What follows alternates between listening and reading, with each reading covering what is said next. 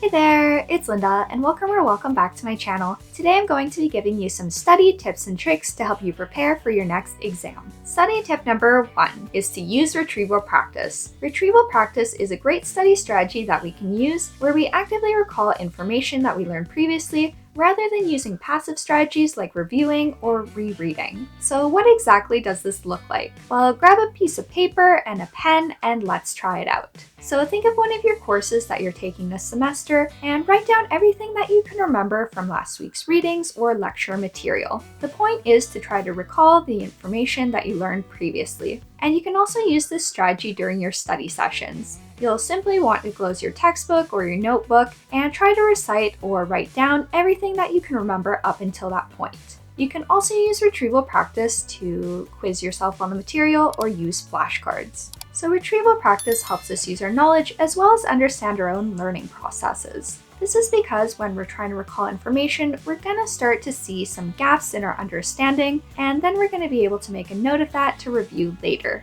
So you will likely notice that retrieval practice is a lot harder than simply reviewing or rereading, but research shows that it's a lot more effective for a long-term memory as well as for performance on exams. Study tip number 2 is to study over time. So if we learn something new but we don't try to relearn that information, then we're going to remember less and less of it over time. So let's say you go to a lecture and you remember 100% of the material that you learned. According to what's known as the forgetting curve, if we don't review that material within a 24-hour period, then we'll actually forget about 50 to 80% of it. Yes, that's a lot. So our brains are constantly recording information on a temporary basis, and because most of that information isn't actually important to us, we forget it, along with the material that we learned in our lectures that we might actually want to remember. By day 7, we remember even less, and by day 30, we only remember about 2 to 3% of the material that we learned in that original lecture. So if you haven't reviewed your notes by the middle of the semester, you might actually see the material again later and think,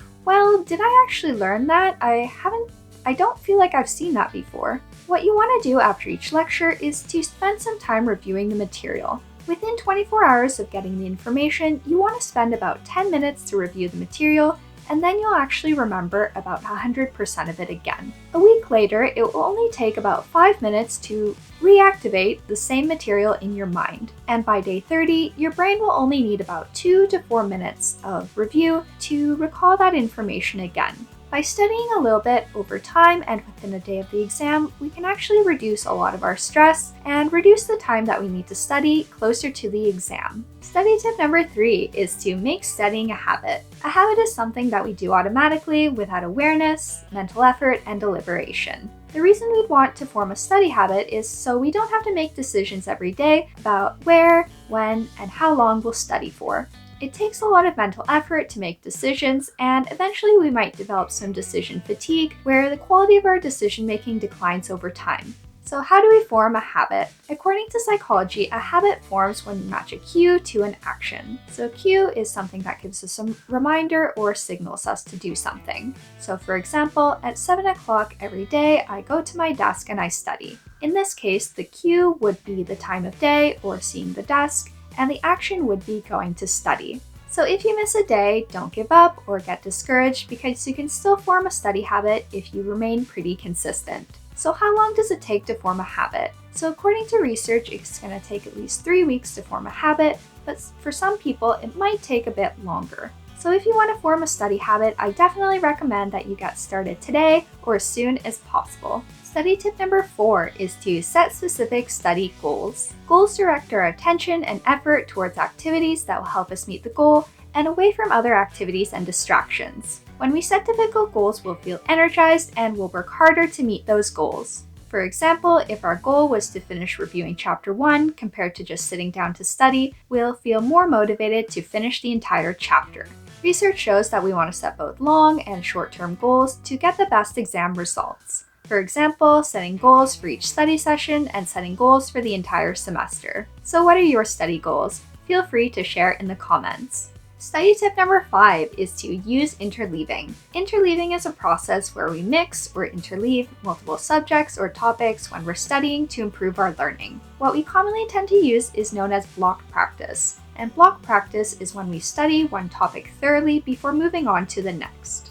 Interleaving, on the other hand, leads to better long-term retention, better ability to differentiate between different concepts, and also better ability to transfer knowledge. To interleave while studying, choose several topics and spread them across your study session. For example, you can choose to study a few chapters of the textbook or a few weeks' worth of lecture material. So changing things up like this forces us to retrieve information and also make connections between different topics. For example, what's the connection between week 1 and week 3 material? So be careful not to use interleaving as an excuse to switch topics when the one you're working on becomes more challenging. So it is important to devote enough time to each topic to get a deep understanding of each subject. Study tip number 6 is to use rewards. So according to the theory of operant conditioning, we learn through rewards and punishments. Specifically, the theory states that when our behavior is followed by a pleasant outcome, we're going to be more likely to want to repeat that behavior because we're going to want to see that positive outcome again. So this is called positive reinforcement, and you can use it to reward yourself when you've completed a goal or a study session.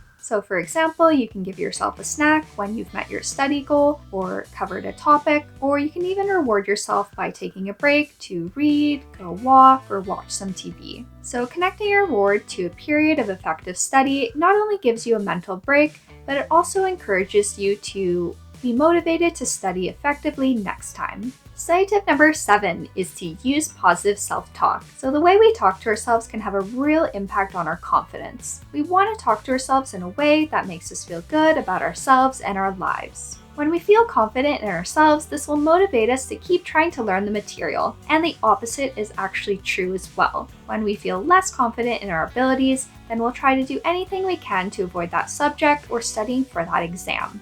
If you feel like you're learning a difficult subject, remember that you can control when you study for it and how you study for that exam. Try to tell yourself things like, I can do it, I will study my hardest for the exam, I can ask for help if I need it from a professor or a classmate, I can get through this exam, and I can pass this course. Give yourself a pep talk and be realistic about it. Believing in yourself and trusting that you've got this can help motivate you to study for exams. So I hope these study tips can help you do well on your next exam. So let me know which study tip you found the most helpful in the comments down below. And if you're looking for more videos on navigating through college and beyond, then definitely be sure to subscribe for more videos. So thank you so much for watching today. Take care, and I'll see you next time. Bye!